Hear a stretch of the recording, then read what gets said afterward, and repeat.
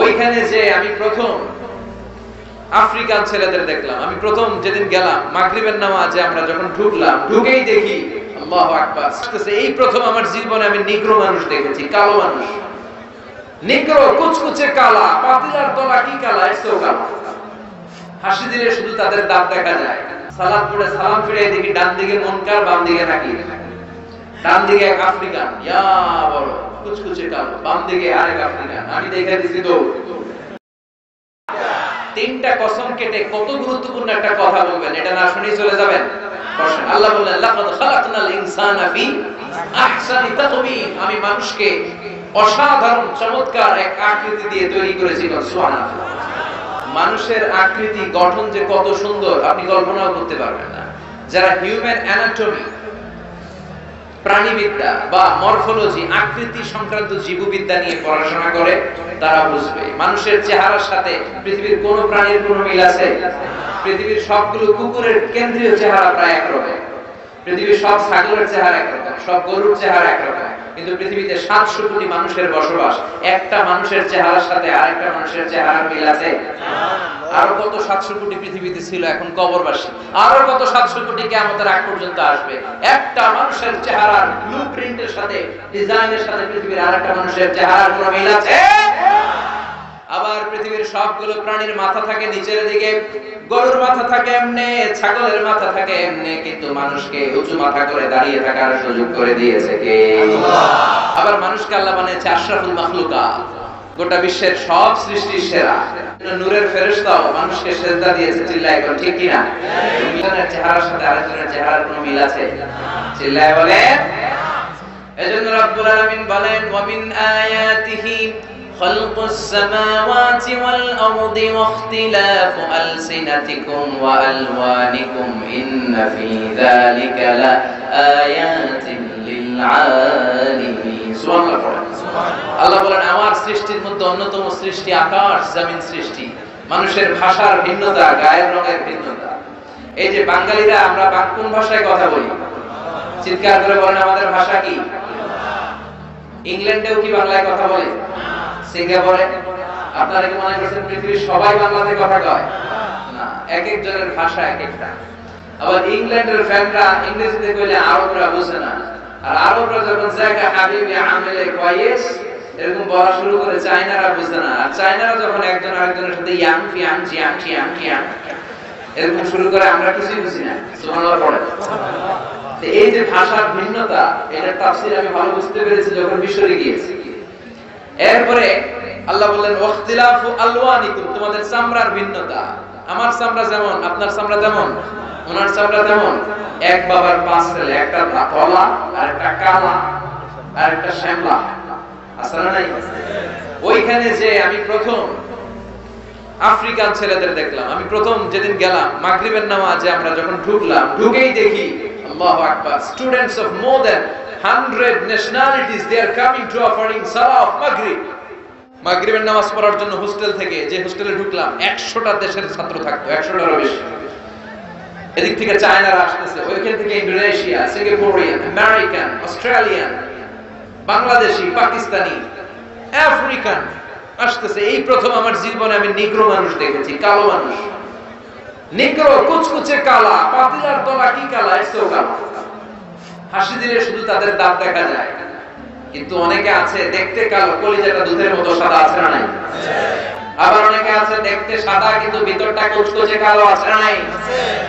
প্রথম আমি মাগরিবের সালাত পড়ে সালাম ফিরে দেখি ডান দিকে মুনকার, বাম দিকে নাকির। ডান দিকে এক আফ্রিকান, ইয়া বড় কুচকুচে কালো, বাম দিকে আরেক আফ্রিকান। আমি দেখে দিছি তো সবাইকে দৌড়ান কেন? এগুলো আপনার বন্ধু। আমি কই কি আমার বন্ধু? বললো হ্যাঁ, 100টা বেশি দেশের ছাত্র এখানে পড়বেন, সব তো বাঙালিরা না। এই প্রথম আমি কুচকুচে নিগ্রো লোকদের দেখেছি।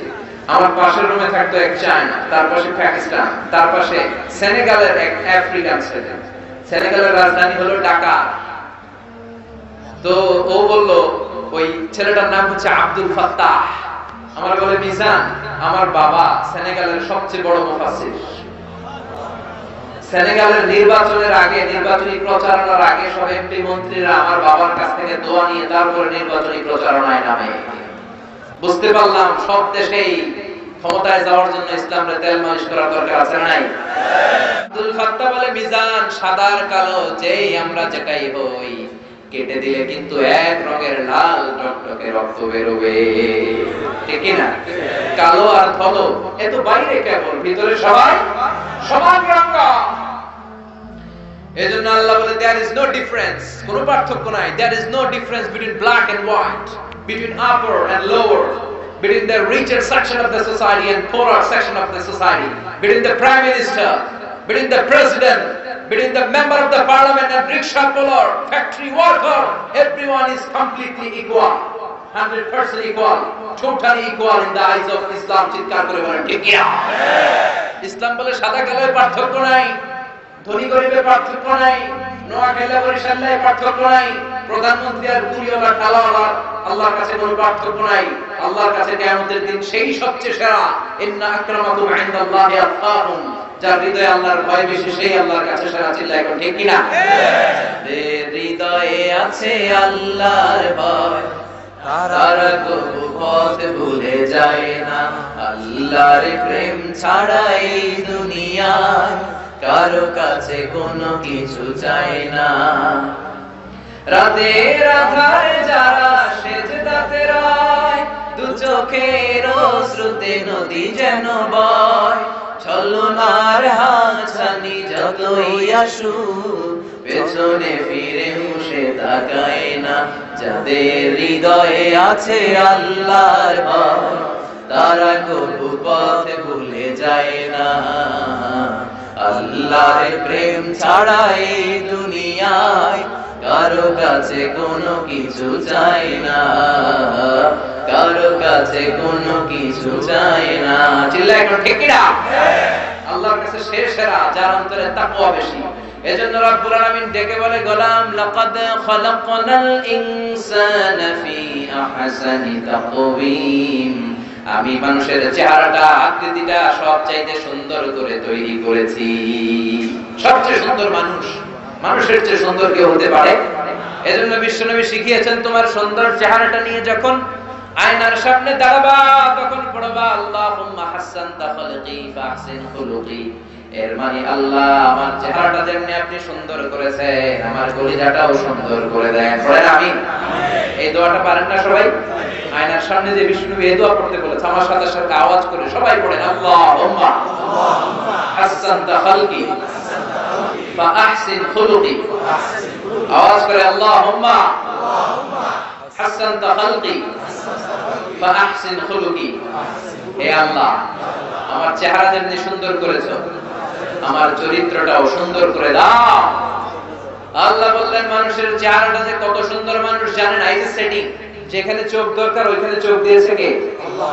নাক দরকার নাক দিয়েছে কে? আল্লাহ। মুখ দরকার মুখ দিয়েছে কে? কান যেখানে দরকার কান দিয়েছে কে? আল্লাহ। দেখেন এই যে কানের সেটিংটা কত অসাধারণ। এই কান দুইটা এখানে না থেকে এই কান যদি এই বগলের নিচে দিত আল্লাহ, কথা কন, আর এই কান যদি এই বগলের নিচে দিত তাহলে আজকের মাহফিল শোনার জন্য আপনাদের সবার এইভাবে বসা লাগতো। কথা কন, এমনি কান চাপা দিয়ে রাখলে কথা বোঝা যাইতো? সুবহানাল্লাহ বলবেন না? চোখ যেখানে সেটিং দরকার ওইখানে 2 ইঞ্চি উপরে যদি কপাল হইতো ফুটবল খেলতে পারতেন? বলে হেড দিলে চোখ দুটো ডিমের মতো পৌঁছে যেত, ঠিক কি না? কি যে সেটিং! আবার কানের ভিতরে এরকম পেছানো পেছানো রাস্তা দিয়েছে, এয়ার ক্যানেল বলে এটাকে। কি বলে? অনেকে মনে করে এমনি এমনি দিছে, মা খালাক্তা হাযা বাতিলা, এমনি এমনি আল্লাহ কিছুই দেয় না, সবগুলোর পেছনে কজ এন্ড ইফেক্ট আছে, কারণ আছে। এই পেছানো এয়ার ক্যানেল না থাকলে, রাস্তা না থাকলে আপনি কোনো কথা শুনতেই পেতেন না। এই যে সাউন্ড ওয়েভ, শব্দ তরঙ্গ ইথারে ভেসে আমাদের শ্রবণ ইন্দ্রিয়ের ভেতরে শোনার আবেগ জানায়। আমি কথা বললে এটা ক্যানেল দিয়ে ঘুরে ঘুরে যেতে হবে। এই ক্যানেল যদি কাইটা দেওয়া হয় আপনি হয়ে যাবেন কানকাটা রমজান। কি হবেন? কিছুই শুনতে পাবেন না। এটা লাগবে, এটা দিয়ে ঢুকবে, ঢুকে ভিতরে একটা এয়ার ড্রাম আছে। কি আছে? ড্রাম আছে। কথা কয় না? এই ড্রামের ভেতর দিয়ে এই সাউন্ড ওয়েভটা ঘুরতে থাকে, ঘুরে আমাদের দেহে 206টা হাড়ি, দেহের সবচেয়ে ছোট হাড় বা হাড়িটা কানের ভিতরে ঢুকাই দিয়েছে। ওই হাড়টার আবার 3টা পার্টিশন, আউটার ইয়ার, মিডল ইয়ার, ইনার ইয়ার। আউটার ইয়ারে নক করে, মিডল ইয়ারে নক করে, এরপরে ইলেকট্রিক্যাল সিগন্যালের মাধ্যমে এই সাউন্ড ওয়েভ শব্দ তরঙ্গ ট্রান্সমিট হয়ে ব্রেইনের হেয়ারিং নার্ভ শুনবার যে স্নায়ু ওই স্নায়ুর ভিতরে ঢুকে চিল্লায় এখন সুবহানাল্লাহ। আজারের দিকে তাকায় আছেন আর মজার মজায় শুনতেছেন, এগুলো এমনি মজায় মজায় ঢুকে নাই, এই সবগুলো কারিশমা কার? আল্লাহ। এজন্য এই কান দিয়ে মুসলমান কোনোদিন হিন্দি গান শুনতে পারে না, ওই কান দিয়ে মুসলমান দুম্মা চলে দুম শুনতে পারে না। ওই কান দিয়ে কি শুনতে হবে? কোরআনের আয়াত, ঠিক কি না? যার রাব্বুল আলামিন বলেন আলাম নাজআল লাহু আইনাইনি ওয়া লিসানান ওয়া শাফাতাইনি ওয়া হাদাইনাহু নাজদাইন। সুবহানাল্লাহ। আল্লাহ বলে আমি কি তোরে চোখ দেই নাই? চোখ দিয়েছে কে? 2 মিলিমিটার ডাইমেনশনের ছোট চোখ। এই ভাইরে যেমনে দেখি সূর্যের দিকে তাকালে সূর্যেরও তেমনি দেখি। সুবহানাল্লাহ পড়ে। সুবহানাল্লাহ। মেগাপিক্সেল ক্যামেরার ছবিটারে সুন্দর বানায় না? এক একটা চোখের ভিতরে আল্লাহ 475 মেগাপিক্সেল ঢুকাই দিয়েছে। Human eyes can identify more than 10 million colors. আমাদের এই চোখ দিয়ে আমরা খালি চোখে 10 মিলিয়ন, 1 মিলিয়নে 10 লক্ষ, তার মানে 1 কোটিরও বেশি ধরনের রং শনাক্ত করতে পারি। সুবহানাল্লাহ। এরপর আল্লাহ বললেন জিহ্বা যেখানে সেটিং এর দরকার ওইখানে করলাম। দেখেন এই জিহ্বার উপরের দিক দিয়ে খাবারের স্বাদ নেওয়া যায়, জিহ্বার তলা দিয়ে খাবারের স্বাদ পাওয়া যায়? কথা কম। জিহ্বার উপরে যদি আপনি মিষ্টি রাখেন মিষ্টি পাওয়া যাবে না, টক রাখলে টক, কিন্তু জিহ্বার তলার ভিতরে মিষ্টি ঢুকাইলে কোনো স্বাদ পাওয়া যায়? এই জিহ্বার পার স্কয়ার সেন্টিমিটারে আল্লাহ টেস্ট বার রেখে দিয়েছে 184টা। সেই হিসাবে আমাদের ছোট্ট জিহ্বা দিয়ে আমরা 10,000-এরও বেশি খাদ্যের স্বাদ নিতে পারি। চিৎকার করে বলেন সুবহানাল্লাহ। এজন্য আল্লাহ ডেকে বললেন লাকাদ খালাকনাল ইনসানা ফি আহসানি তাকওয়িম, মানুষকে আমি চমৎকার একটা আকৃতি দিয়ে তৈরি করেছি। সুবহানাল্লাহ। আমি একদিন ভাবলাম যে এতগুলো বেন্ডিং আল্লাহ দিল কেন? এই দেখেন হাতের এখানে হাঁটি, এটা নাড়ানো যায়, এদিকে টুইস্ট করা যায়, ঠিক কি না? আবার কবজি টুইস্ট করা যায় না? কবজি টুইস্ট না করলে ক্রিকেট খেলার সময় বল করতে পারতেন? স্পিন বল করে, leg spin, off spin, pace ball, googly ball, আছে না নাই? কি নিয়ামত! এরপর আমি ভাবলাম যে আল্লাহ এত তুমি বেন্ডিং দিলে, এখানে একটা, এটা টুইস্ট করা যায়, লিগামেন্ট গুলো নড়ে, এখানে আরেকটা ভাঙা, এতগুলো ভাঙা দিল কেন? পরে হিসাব করে দেখি এগুলোর কাজের অভাব নাই। এই ছোট আঙ্গুল দিয়ে ইশারা দিয়ে মানুষকে দেখানো যায়, আবার পিছন থেকে গুতা মারা যায়। জোরে কম কত কাজ। আবার পোলাপানরা আঙ্গুলের টোকা দিয়ে ক্যারাম খেলে, আছে না নাই? বাজার করে এই আঙ্গুলের মধ্যে ভর করে আমরা ব্যাগ ধরে নিয়ে আসি। মহিলারা এই আঙ্গুল দিয়ে কি সুন্দর কাঁথা সেলাই করে। সার্জারির মতো, অপারেশনের মতো সূক্ষ্ম থেকে সূক্ষ্ম কাজগুলো ফিজিশিয়ান যারা, ডাক্তাররা, তারা এই আঙ্গুলের খোঁজায় করে থাকে। সুবহানাল্লাহ। আঙ্গুলের হাতের চিপার মধ্যে যদি রং তুলি পাওয়া যায়, আঙ্গুল দিয়ে সুন্দর ছবি আঁকার সুযোগ আছে না নাই? আছে না নাই? মুমিনদেরকে বিজয় দান করে কে? আল্লাহ। এই যে স্বাধীনতা যুদ্ধে বিজয় লাভ করেছে, বিজয় দিয়েছে কে? মুমিনদেরকে বিজয় দেয় কে? আল্লাহ। কিন্তু মুমিনদেরকে ধৈর্য ধারণ করা লাগবে, মুমিনের মতো মুমিন হওয়া লাগবে, পাক্কা মুমিন হওয়া লাগবে। আযাব, গজব, অত্যাচার দেখে মুমিন কখনো হতাশ হয়ে যায় না, ঠিক কি না? রব্বুল আলামিন জান্নাতে সাইয়েদনা আদমকে বললেন ওয়ালা তাকরাবা হাদিহিশ শাজারাতা ফাতাকুনা মিনাল যালিমিন। ও আদম, খবরদার তুমি আর হাওয়া জান্নাতের হাওয়া খাও, জান্নাতের শিশু পার্কে দোলা খাও, জান্নাতের সোফা সেটে আরাম করে বসো, খাবার খাও, মौज মাস্তি করো, সব কিছু জান্নাতের খেতে পারবা, শুধুমাত্র জান্নাতের একটা ফল খাওয়া যাবে না, নিষিদ্ধ ফল, এটার কাছে যাও না। আবার আল্লাহ বলেন ওয়ালাকাদ আহিদনা ইলা আদম মিন ক্বাবলু ফানাসিয়া ওয়া লাম নাজিদ লাহু আসমা। আমি আদমকে স্পেশাল একটা অর্ডার করেছি, কিন্তু অর্ডার পালন করতে আদম ভুলে গেছে। আদম ভুলে গেছে, শয়তানের ওয়াসওয়াসায় পড়ে সব কিছু খাওয়ার সাথে সাথে নিষিদ্ধ গাছের ফল খেয়ে ফেলেছে। নাউজুবিল্লাহ করেন না? এই নিষিদ্ধ গাছের ফল খাওয়ার সাথে সাথে সাইয়েদনা আদম আর হাওয়া আলাইহিস সালামের দেহের জান্নাতি পোশাক খুলে পড়তে শুরু করলো, নেকেড হতে শুরু করলো, গায়ে জান্নাতি পোশাক আর থাকে না। ও মিয়া খেয়াল রাখবেন, শয়তানের মিশন জান্নাতেও যা, দুনিয়ায় এসেও তা। জান্নাতে শয়তানের মিশন ছিল আমার বাবা আদম আলাইহিস সালাম আর হাওয়া আলাইহিস সালামকে উলঙ্গ করা, তাদেরকে নেকেড বানানো, কেমন করে তাদের দেহ থেকে পোশাক কমানো যায়, ওই মিশন শয়তানের দুনিয়ার বুকে আছে নাই? আজও শয়তানের একই মিশন, কেমন করে দেহ থেকে পোশাক নামানো যায়, কেমন করে জিনা ব্যভিচার করানো যায়, কেমন করে মদের আড্ডা খানায় নিয়ে জাহান্নামী বানানো যায়, কেমন করে নারীদেরকে দেহ থেকে বোরকা আর পর্দা নামিয়ে উলঙ্গ করা যায়। চিল্লায় এখন ঠিক কিনা? আমার বোনেরা, আমার মায়েরা, যাদের কানে আমার মাইকের আওয়াজ আপনার যাচ্ছে, খেয়াল রাখবেন, শয়তানের মিশন জান্নাতেও ছিল যেটা, দুনিয়াতেও সেটা। হেজাব কোন মুসলিম নারী ছাড়তে পারে না। হেজাব হচ্ছে আপনার কাছে আমানত। আমার বোনেরা, হেজাব হচ্ছে আপনার অধিকার, হেজাব আপনার অহংকার, হেজাব হচ্ছে আল্লাহর দেয়া আপনার জন্য আভিজাত্যের প্রতীক। হেজাব আপনার আভিজাত্যের প্রতীক, এটা আপনার অধিকার, এটা আপনার অহংকার। নারীবাদী যারা ভাষণ দেয় ওদের কথায় কান দিবেন না। নারীবাদীরা যারা বক্তব্য দেয় ওদের ঘরের কাজের মেয়েরাই সবচেয়ে বেশি নির্যাতিত হয়। লোহাকে গরম করে ওরা ছোট্ট ছোট্ট মেয়েদের পিঠ জ্বালিয়ে দেয় আর নারীদেরকে অধিকারের কথা শোনায়। ওদের কাছ থেকে আমাদের অধিকারের কথা শোনা লাগবে না। চিল্লায় বলেন ঠিক কিনা? ওদের হাতেই নারীরা বেশি নির্যাতিত। ওরা নারীদেরকে একা পেলে ধর্ষণ করে সেঞ্চুরি করতে চায়। এদের সাথে ইসলামের কোনো সম্পর্ক নাই। নারীদেরকে তো সম্মান দিয়েছে ইসলাম। আর দুনিয়া কুল্লুহা মাতা ওয়া খায়রু মাতা'id দুনিয়া আল মারাতুস সালিহা। এই দুনিয়ায় যা দেখা যায় সব সম্পদ, বিষ্ণু বলেন সবচেয়ে দামি সম্পদ হলো সতী সাধবী নারী। নারীদের পেট হলো খনি। এই নারীকে কোরআন শিখান, হেজাব পড়ান, এই খনি থেকে বড় বড় আল্লামা বের হবে। এই খনি থেকে মুফাসসির কোরআন বের হবে, হাফেজে কোরআন বের হবে, দেশপ্রেমিক নেতা বের হবে। আর যদি হেজাব না পড়ান, জি বাংলা স্টার জলসা দেখতে দেন, এই পেটগুলো থেকে বড় বড় জানোয়ার বের হবে। যারা অন্ধকারে সুন্দরী নারী পেলে ধর্ষণ করতে দেরি করে না। চিল্লায় বলেন ঠিক কিনা? এই জন্য নারীদেরকে সম্মান দিয়েছে ইসলাম। সাইয়েদনা আদম আলাইহিস সালাম আর হাওয়া আলাইহিস সালামকে শয়তান জান্নাতে নেকেট করতে চেয়েছে। ওই শয়তানের মিশন দুনিয়াতে আজও আছে না নাই?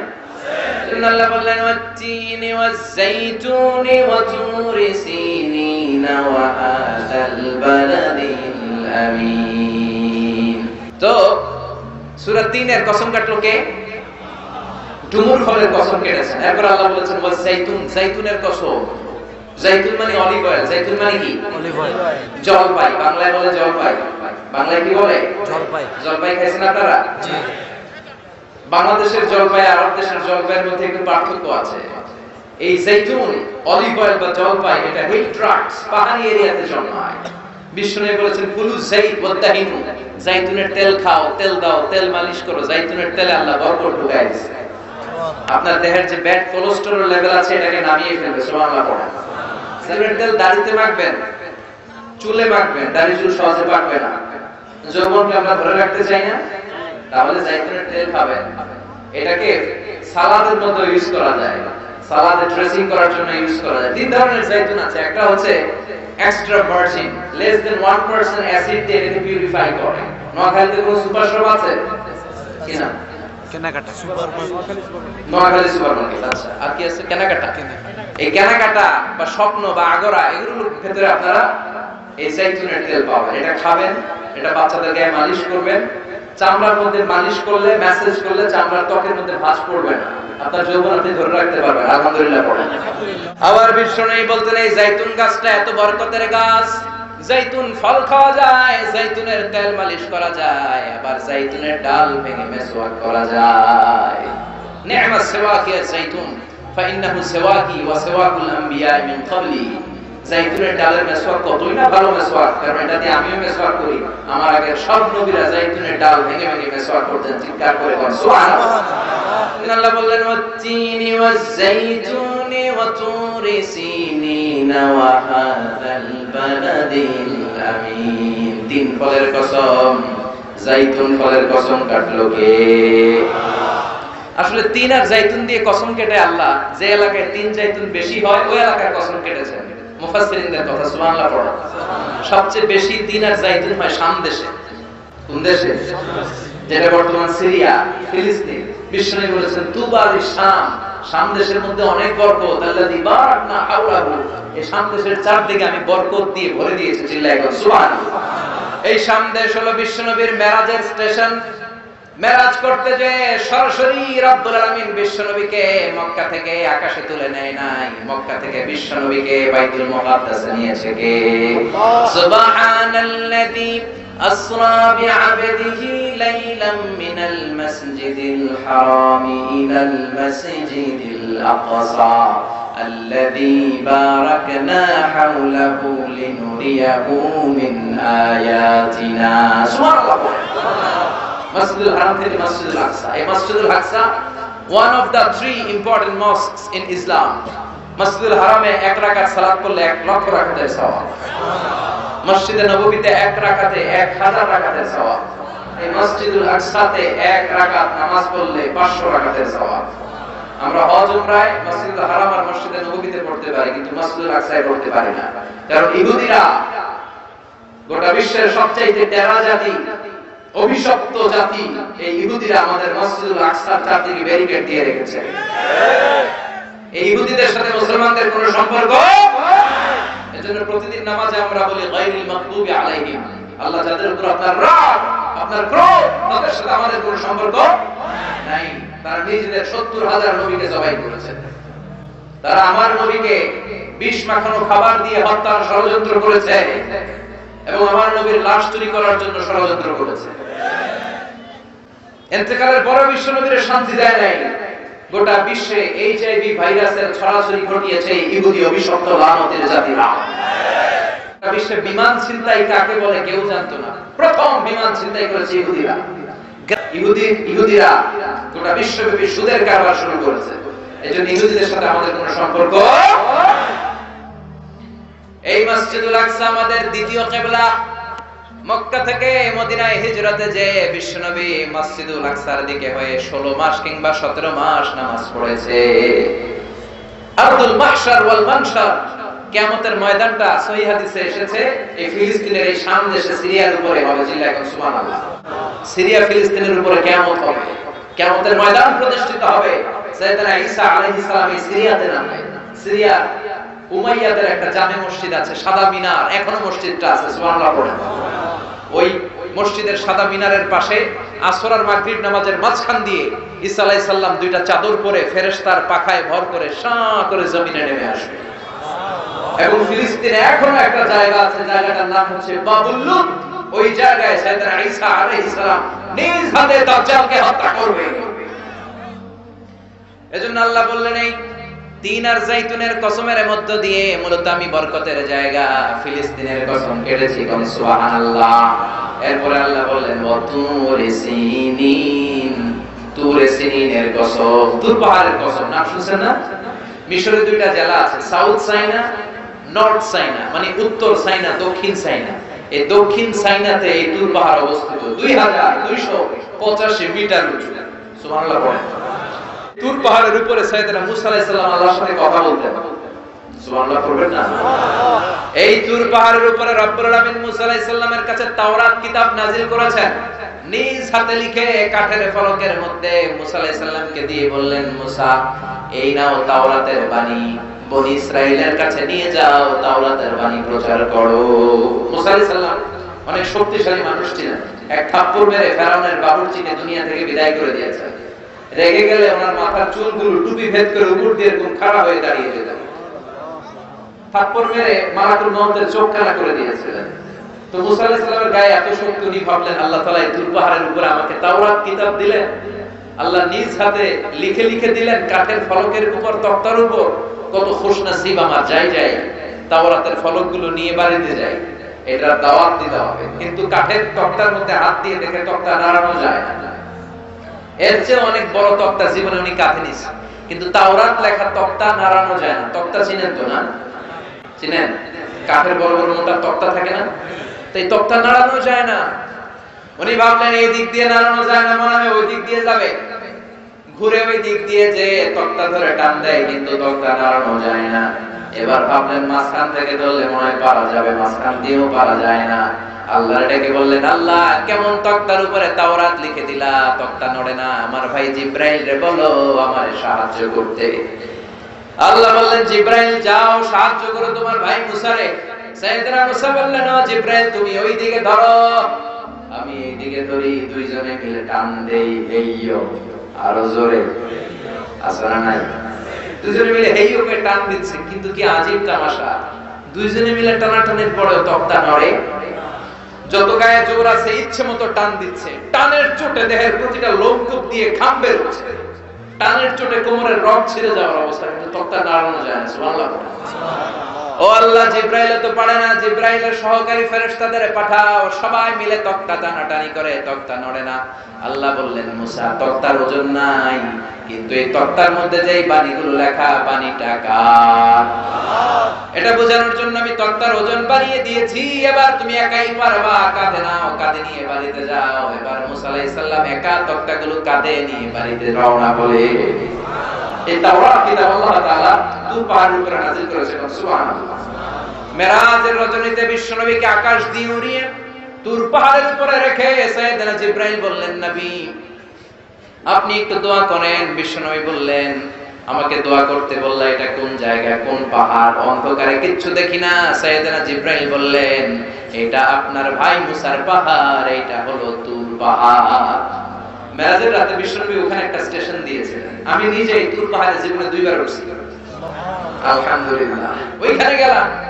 তুর পাহাড়ের উপরে একটা খ্রিস্টানদের ছোট চার্চ আছে, ইহুদিদের একটা ছোট্ট সিনাগগ আছে। আমাদের যেমনি মসজিদ, ইহুদিদের মসজিদের নাম কি? সিনাগগ। কি নাম? একটা সিনাগগ আছে। আর আমাদের ছোট্ট একটা মসজিদ আছে। ফজরের সালাত পড়লাম, সেখান থেকে নেমে আসলাম। এই তুর পাহাড় এমন একটা জায়গা, ইয়াজুজ মাজুজ এসে যখন পৃথিবীতে ফিতনা ছড়াবে, সাইয়েদনা ঈসা আলাইহিস সালামের নেতৃত্বে দুনিয়ার সব মুসলমানগুলো তুর পাহাড়ের উপরে যে আশ্রয় নেবে, চিল্লায় বলে সুবহানাল্লাহ। এজন্য আল্লাহ বললেন, ওয়াত-তিনি ওয়াজ-যাইতুনি ওয়া তুরি সিনিনা ওয়া হাদাল বালাদিল আমিন। তার মানে তিন আর যাইতুন দিয়ে আল্লাহ ফিলিস্তিনের কসম কাটলেন, তুর পাহাড়ের মধ্য দিয়ে আল্লাহ মিশরের কসম কাটলেন, আর সর্বশেষে ওয়া হাদাল বালাদিল আমিন, এই নিরাপদ শহরের কসম বলে আল্লাহ মক্কাতুল মুকাররমার কসম কাটলেন। চিৎকার করে বলেন সুবহানাল্লাহ। এই তিনটা দেশে বড় বড় তিনজন নবীকে পাঠিয়েছে কে? ফিলিস্তিন হলো সাইয়েদনা ঈসা নবীর জন্মস্থান, মিশর হলো মুসা নবীর জন্মস্থান, মক্কাতুল মুকাররমায় বিশ্ব নবীর জন্মস্থান। আছে না নাই? ওরা যারা করেছেন দেখবেন সৌদি গভর্নমেন্ট বিশ্ব নবীর জন্মস্থানটাকে চিহ্নিত করে রেখেছে, একটা লাইব্রেরি, মাকতাবা। ওইখানে গেলে ফ্রি বই পাওয়া যায়, বিশ্ব নবীর জন্মস্থান। এর পাশে আবু জাহিলের জন্মস্থান, ওইখানে সৌদি সরকার টয়লেট বানায় রাখছে। বাঙালি হাজিরা জেদ্দা এয়ারপোর্টে নেমেই সবার আগে কয় আবু জাহিলের টয়লেট করবে। সবাই বলে, আরে এই না জেদ্দা, 80 কিলো দূরে মক্কা, এরপর আপনি উমরা করবেন, হোটেলে যে বিশ্রাম নেবেন, চুল চেঁচে ফেলবেন, এরপরই না আবু জাহিলের বাড়ি। কয় না, আগে ওর বাড়িতে যাবেন, যাইয়া আইগা ভরে দিয়ে আসবেন। বিশ্ব নবীর জন্য মানুষের কত ভালোবাসা, বিশ্ব নবীর জন্য মানুষের কত মায়া, তার বিপরীতে আবু জাহিলের প্রতি ঘৃণা গোটা বিশ্বের মানুষের আছে না নাই? কারণ আবু জাহিল হলো জঙ্গি, বিশ্ব নবী হলো মুজাহিদ। ঠিক কি না? এজন্য বিশ্ব নবী বলতেন, মক্কা তো আহাব্বুল বিলাদ ইলাইয়া, মক্কা হলো আমার কাছে সবচাইতে প্রিয় জায়গা। লাউলা খরিজতু লামা খারাজতু, মক্কা থেকে জোর করে যদি আমাকে কুরাইশরা বের করে না দিত, আমি কোনদিন মক্কা ছাড়তাম না। সুবহানাল্লাহ। আল্লাহ বললেন, এটা হচ্ছে মাসাবাতান লিন-নাসি ওয়া আমনা, সব মানুষের মিলন কেন্দ্র। কাবায় যখন আযান হয়, তখন মৌমাছির বাসার দিকে মৌ পোকাগুলো যেমনি ভনভন ভনভন করে ছুটে, সবগুলো মুসল্লি কাবা ঘরের দিকে ছুটতে থাকে, চিৎকার করে পড়েন সুবহানাল্লাহ। আল্লাহু আকবার বললে লক্ষ লক্ষ মুসল্লিরা কাবার চারদিকে সেনাপতির কমান্ড আসার সাথে সাথে যেমনি মুহূর্তের মধ্যে গোল হয়ে দাঁড়িয়ে যায়, সবগুলো মুসল্লি, লক্ষ লক্ষ মুসল্লি 5 সেকেন্ডের ব্যবধানে সব গোল হয়ে দাঁড়িয়ে যায়, চিল্লায় করে সুবহানাল্লাহ। এজন্য আল্লাহ বললেন, এটা হলো বরকতের জায়গা, নিরাপত্তার জায়গা। প্রতিদিন কাবা ঘরকে কেন্দ্র করে রব্বুল আলামিন 120টা রহমত নাযিল করে থাকে। কয়টা? জোরে কোন? 60 আলি তাওয়াইফিন, 60টা রহমত যারা তাওয়াফ করে। 7 টার্নস মেক আ তাওয়াফ। কাবার একটা কর্নারে একটা স্টোন আছে, ব্ল্যাক স্টোন, হাজারুল আসওয়াদ। এটাতে কিস করলে জীবনের সব গুনাহ এই স্টোনে, পাথরটা টেনে নিয়ে যায়। কিয়ামতের দিন আল্লাহ এই পাথরকে একটা ঠোঁট দিবে, জিহ্বা দিবে, আর 2টা চোখ দিবে, আর পাথরটাকে দাঁড় করাবে। কিয়ামতের ময়দানে পাথরটা দাঁড়িয়ে দাঁড়িয়ে বলবে, আল্লাহ এই মুসল্লি, এই হাজী, এই উমরা পালনকারী আমাকে চুমু দিয়েছিল, এরে তুমি জাহান্নামে ঢোকাতে পারবে না। 120টা রহমতের মধ্যে থেকে 60 আলিল তাইফিন, 60টা রহমত তাওয়াফকারীদের জন্য। 40 আলিল মুসল্লিন, 40টা রহমত যারা কাবার চারদিকে নামাজ পড়ে তাদের জন্য। ওয়াল 20 লিন-নাযিরিনা ইলাল কাবা, বাকি 20টা রহমত যারা তাওয়াফ করে না, নামাজও পড়ে না, শুধু কাবার দিকে নজর করে তাকিয়ে থাকে। কাবার দিকে নজর করে তাকালেই সওয়াব। যেতে মনে চায় না? কাবার দেখতে মনে চায়? কার কার হাত তুলে আল্লাহ দেখা। ওই দিন হবে আসল খেলা, ফাইনাল খেলা, ঠিক কি না? এজন্য ইসলাম বলে there is no difference between black and white, between upper and lower, between the richer section of the society and poorer section of the society, between the prime minister, member of the parliament and rickshaw puller, factory labor. Everyone is totally equal, 100% equal, completely equal in the eyes of Islam. চিল্লা এখন ঠিক কি না? সাদা কালায় পার্থক্য নাই, প্রধানমন্ত্রী কুলিওয়ালা ঠেলাওয়ালা রিকশাওয়ালায় পার্থক্য নাই। পার্থক্য হলো যার কলিজায় তাকওয়া বেশি সেই আল্লাহর কাছে সেরা। এই জিহ্বা দিয়ে যদি কোরআনের তেলাওয়াত করেন, এই জিহ্বা দিয়ে যদি আপনি আল্লাহর জিকির করেন, এই জিহ্বা দিয়ে যদি কোরআনের দাওয়াত দেন, এই জিহ্বা দিয়ে যদি ভালো ভালো কথা বলেন, এই জিহ্বাটাই হলো সেরা অঙ্গ।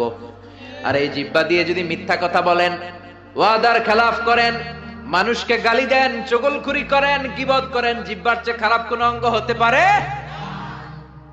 এজন্য আল্লাহ বললেন আলাম নাজআল লাহু আইনাইনি ওয়া লিসানাও ওয়া শাফাতাইনি ওয়া হাদাইনাহুন নাজদাইন।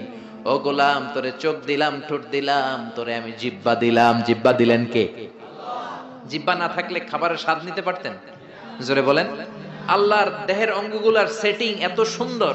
এই দেখেন, খাবো এইখানে মুখ, চাবানোর জন্য ভিতরে দাঁত, ঘ্রাণ নেওয়ার জন্য তার 2 ইঞ্চি উপরে নাক, দেখার জন্য চোখ। আচ্ছা, আমাদের চোখ দুইটা যদি পিছনে থাকতো, এদিকে একটা এদিকে একটা, তাহলে খাওয়ার সময় এটা ভালো কি খারাপ দেখার জন্য এইভাবে নেওয়া লাগতো, তাই না?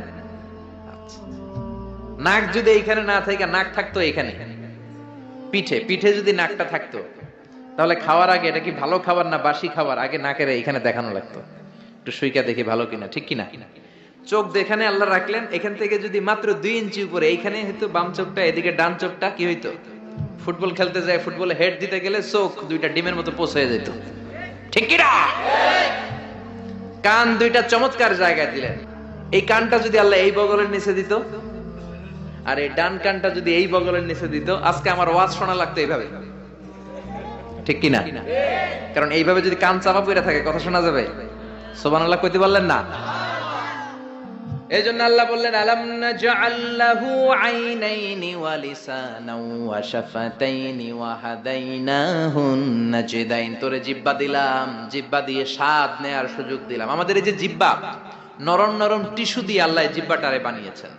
এই জিহ্বার পার স্কয়ার সেন্টিমিটারে টেস্ট বার্ড আছে 84টা।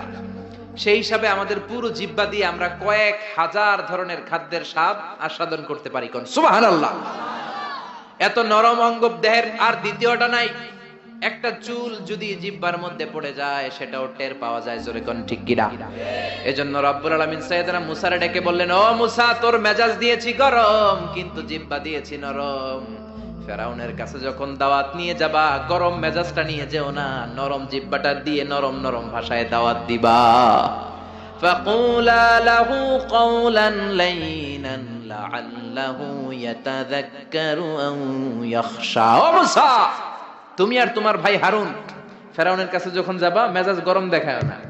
মেজাজ দিছি গরম, কিন্তু জিহ্বা দিছি নরম। নরম জিহ্বা দিয়ে নরম ভাষায় দাওয়াত দিবা, হয়তো ফেরাউনের কপালে খুলে যেতে পারে, ঠিক কি না? এজন্য লোকমান জিহ্বা কেটে এনে বলল, জিহ্বাটা সবচেয়ে ভালো আবার সবচেয়ে খারাপ। কলব কেটে এনে বলল, কলবটা সবচেয়ে ভালো সবচেয়ে খারাপ। কলবে যদি আপনি আল্লাহরে বসান, এই কলবের ভেতরে যদি আল্লাহরে জিকিরে বসান, এই কলবের মধ্যে যদি সবার জন্য ভালোবাসা থাকে, পিস। তারা কোরআনের দাওয়াত দেয়, যারা মুফাসসিরে কোরআন, যারা খতিব, যারা ইমাম সাহেব, আল্লাহ তাদেরকে বললেন দাওয়াত দেওয়ার সময় হিকমতের সাথে দিবা। উদউ ইলা সাবিলি রাব্বিকা বিল হিকমাতি ওয়াল মাউইযাতিল হাসানাতি ওয়াজাদিলহুম বিল্লাতী হিয়া আহসান। উদউ ইলা সাবিলি রাব্বিকা, আল্লাহর রাস্তায় দাওয়াত দাও। কিভাবে দিবা? বিল হিকমা, হিকমতের সাথে দিবা। হিকমত আল্লাহ সবারে দেয় না। ইউতিল হিকমাতা মান ইয়াশা ওয়া মান ইউতাল হিকমাতা ফাকাদ উতিয়া খায়রান কাসীরা। আল্লাহ হিকমত দেন কিন্তু সবাই রে নয়, যারে দেন তার কপাল রে উজালা করে দেন। হিকমতের আরেক অর্থ সুন্নাহ। বিশ্বনবী ইউআল্লিমুহুমুল কিতাব ওয়াল হিকমা, কিতাব শিখাবে আর বিশ্বনবীর সুন্নাত শিখাবে। এই সব হিকমত আল্লাহ লোকমানকে দিয়েছেন।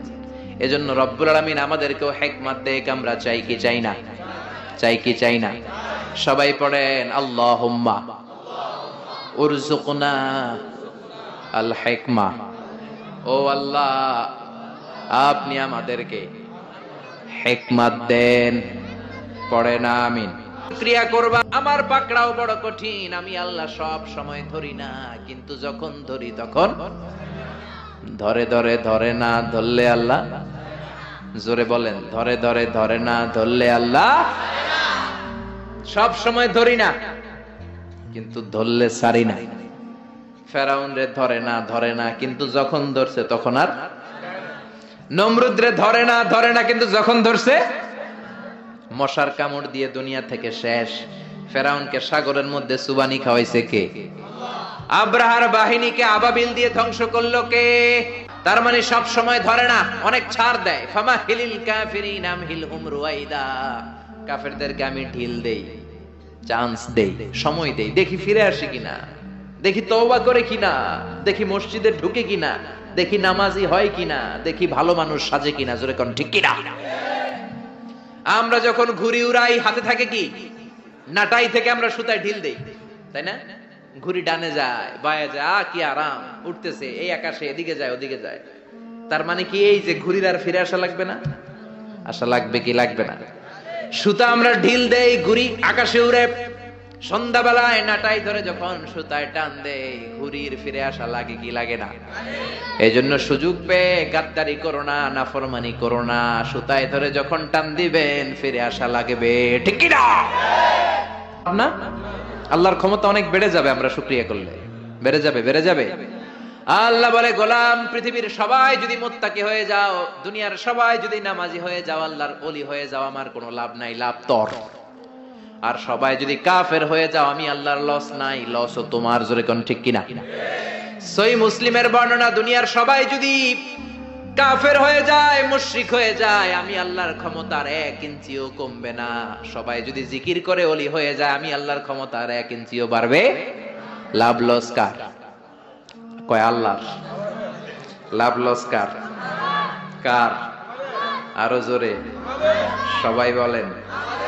লাভ লস আমাদের। ওমান কাফারা ফাইন্নাল্লাহা গনিয়্যুন হামিদ। আর যদি কুফরি করো, জেনে রেখো আল্লাহ মুখাপেক্ষী, আল্লাহর কিছু লাগে না, লাগে আমাদের। আমাদের প্রয়োজনে আমরা আল্লাহর কাছে ঠেকা, আল্লাহ কারো কাছে ঠেকা নাকি? আমাদের প্রয়োজনে আমরা আল্লাহর কাছে চাই, আল্লাহ কারো কাছে চায় নাকি?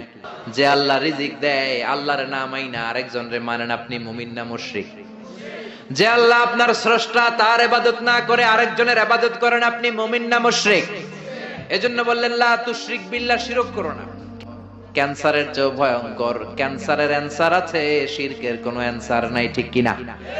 বিশ্বনবী বললেন আখফা মিন দাবিবিন নামাল, পিঁপড়ার চেয়েও গুটি গুটি পায়ে তোমার দেহের ভেতরে শিরক নামক ভাইরাস ঢুকে তোমার ঈমানকে সারখার করে দিবে, ঠিক কিনা?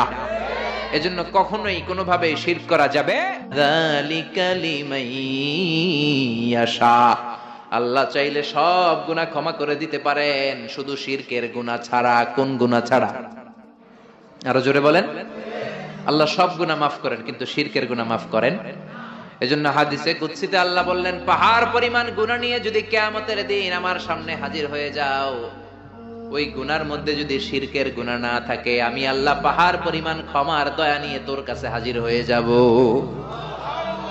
পাহাড় পরিমাণ গুনাহ, এই গুনার ভিতরে শিরকের গুনাহ নাই, তাহলে পাহাড় পরিমাণ ক্ষমা নিয়ে আমাদের কাছে হাজির হয়ে যাবে কে? এজন্য আল্লাহ ফরমান, লা ইন আশরাকতা লা ইয়াহবাতান্না আমালুকা ওয়া লা তাকুনান্না মিনাল খাসিরিন। যদি কোনো ক্রমে শিরক করে ফেলো, তোমার সব আমলগুলো বাতিল করে দিবে কে? আল্লাহ। এজন্য শিরক করা যাবে? শিরক মানে আল্লাহর সমকক্ষ কাউরে মনে করা, আল্লাহর অংশীদার স্থাপন করা, আল্লাহর নামে কাউরে ডাকা, আল্লাহর মতো কাউরে ক্ষমতাবান মনে করা, এটা হচ্ছে শিরক। বুঝতে পেরেছেন? এজন্য প্রথমে ছেলেরা বললেন লা তুশরিক বিল্লাহ, আল্লাহর সাথে শিরক করবা না। শিরক হলো বড় অপরাধ, শিরক হলো মহা পাপ, সব পাপের বাপ। এটা হচ্ছে শিরক। এটা কি শিরক করা যাবে? শিরক তিন ধরনের। কথাগুলো কঠিন, সহজে বুঝালে বুঝবেন। সহজ করে কইতে আমায় কহজে, সহজ করে যায় না কওয়া সহজে। সহজ করে বুঝাচ্ছি, কিন্তু মনোযোগ দিয়ে শুনতে হবে। শুনতেছেন তো? তিন প্রকার। প্রথমে শিরক দুই প্রকার, শিরকে আকবার, শিরকে আসগার। শিরকে আকবার মানে বড় শিরক, এই শিরক করলে আপনি মুশরিক। আবার নতুন করে কালিমা পড়তে হবে। এটা তিন ধরনের। শিরক ফির রুবুবিয়া, রব হিসেবে মানতে হবে একজনকে। তিনি কে? আল্লাহর ছাড়া যদি অন্য কাউরে রব মানেন, আপনি মুমিন না মুশরিক? এইজন্য কবরের প্রথম প্রশ্ন কি? মার রব্বুক। আপনি যদি কোন জানি না, কোনই আছে না নাই?